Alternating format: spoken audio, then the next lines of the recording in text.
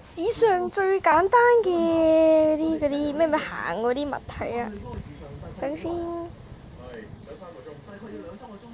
梗係用雙子出貓啦。用雙子出貓係最神氣。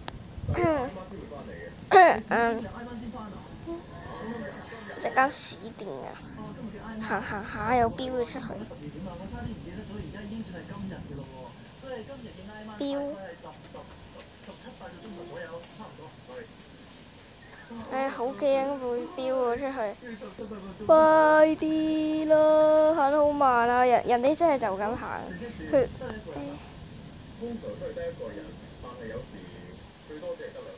可唔可以喺嗰間屋嗰度開類似外掛嘅物體？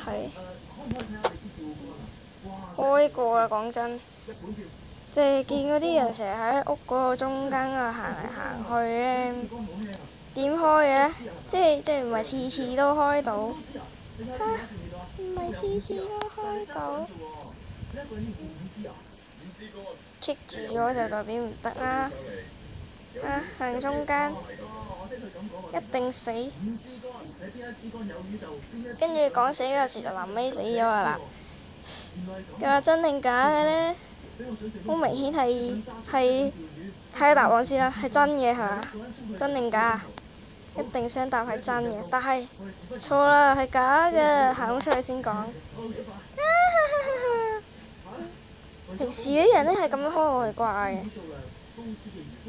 咁樣喺間屋嗰度啦，喺間屋嗰度咁樣行，即唔知可以用雙子變嘅，但係都唔知點打嘅。我試過一次啊，不過影咗好多張相。路咁咯 ，click 咧可以趕人出屋。咁撈完啦。